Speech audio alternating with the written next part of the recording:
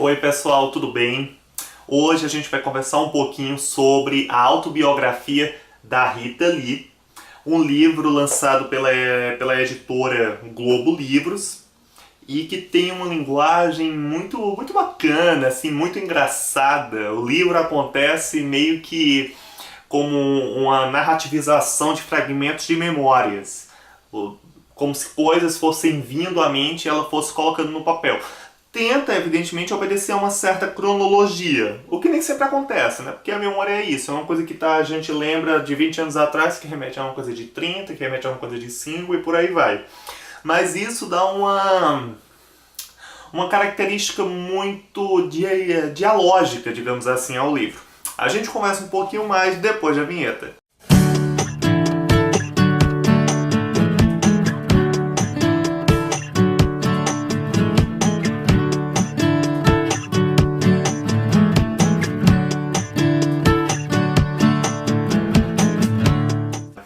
Rita Lee Jones, mais conhecida por mim, por você, por todos nós, né, como Rita Lee, ela tem um gosto pela música que vem desde muito cedo, né? Na sua casa, conhecida como harém, quando o pai saía para o trabalho, ela, a irmã, colocavam uma espécie de piano armário no meio da rua e começava a tocar, tocava inclusive marchinhas de carnaval, e as pessoas ficavam olhando aquilo, algumas dançavam. Então você tem ali desde a infância uma menina que vai crescendo, se aventurando pela música. Eu não quero dizer com isso que ela estava predestinada a ser cantora, a ser artista, mas que desde muito cedo, é claro, havia um gosto por esse ofício. Essa menina tão chegada à música desde cedo era conhecida junto à irmã como As Terríveis. Vocês não imaginam que elas eram evitadas nos aniversários do bairro justamente porque roubavam os presentes dos aniversariantes. E como desgraça pouco é bobagem, costumavam estourar balões, aquelas bexigas de aniversário, matando todo mundo de susto. Não é à toa que uma vez uma vovó infartou. Essas terríveis também costumavam ir vestidas de mendigas para as portas das igrejas pedir esmola. Mas, enfim, quando é que começa o gosto pela música? O gosto pela música, né, quando a gente fala de Rita Lee, evidentemente, como eu já disse, vem de muito cedo, mas a profissionalização mesmo ocorre quando ela integra os Mutantes, né? O grande boom dos Mutantes, digamos assim, vai se dar em 1967, quando Gilberto Gil propõe que eles cantem uma música de autoria dele, que estava inscrita para o Festival da Record daquele ano. Fica evidente que a coisa estava ficando muito profissional, digamos assim, e a família não tinha tanta pretensão de que Rita Lee seguisse por aquele caminho. Por quê? Porque a trajetória dela, desejavam os pais, passava pela Faculdade de Comunicação da USP, que ela muitas vezes faltava, matava a aula, enfim, não queria nem saber, verdade seja dita, entende? Então o que acontece? Elas gravam a canção para esse festival, é um sucesso, e depois aparece um convite para uma parceria entre os Mutantes, Gilberto Gil e Caetano Veloso, para cantar numa temporada na Boate Sucata, no Rio de Janeiro. Só que Rita Lee era paulista, e sair de casa naquela época com uma banda era enfrentar não apenas a família, mas os costumes. A gente está falando ali do final dos anos 60, né? As mulheres não tinham tanta autonomia assim. Isso faz com que Rita Lee ficasse naquela coisa, né? Ai caramba, como é que eu vou fazer com meus pais e tal?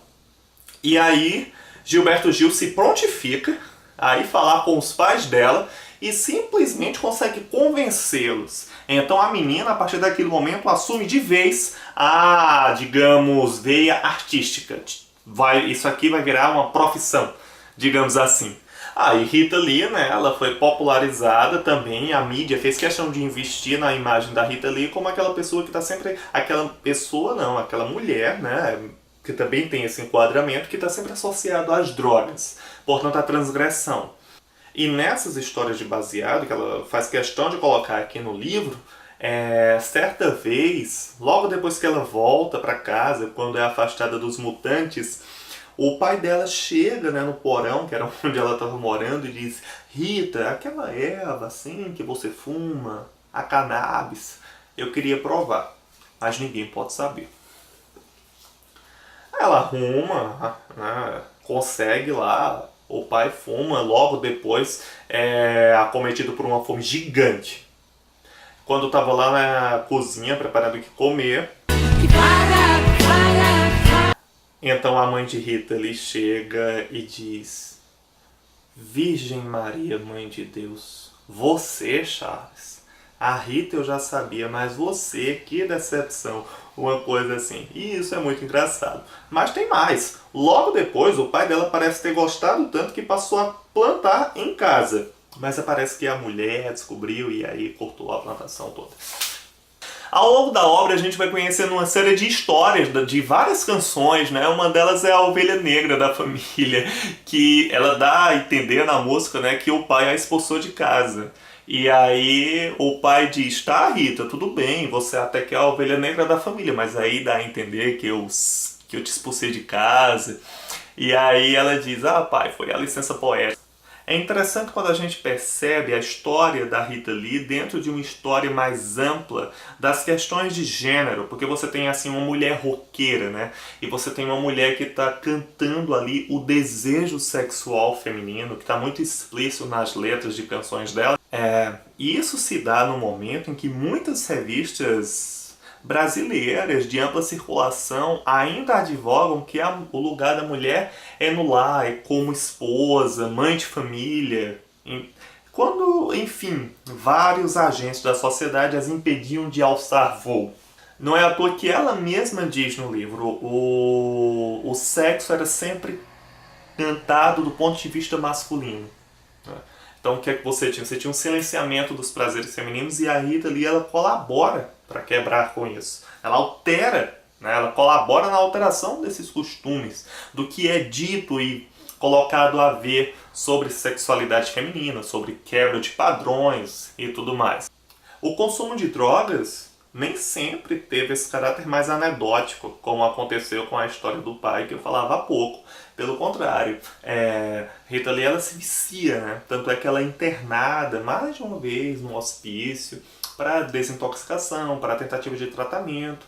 Inclusive é numa dessas vezes que ela está lá internada e chega a notícia do falecimento do pai dela, que é o Charles. E aquilo é muito emblemático, né? Ela fala no livro assim que ela não o viu morto. E isso é forte na cultura da gente, né? Quando a gente não vê uma pessoa morta, fica difícil acreditar que aquela pessoa realmente não está mais ali. E isso é tão comum assim na vida de artistas, né? Cantores, especialmente, que estão sempre viajando e às vezes viajando para outros países. Certa vez ela estava no Caribe e teve um sonho que a mãe tinha virado um cometa e dava tchau para ela, se despedia. E no outro dia de manhã, quando ela acorda, é justamente isso. Ela recebe o telegrama avisando da morte da mãe.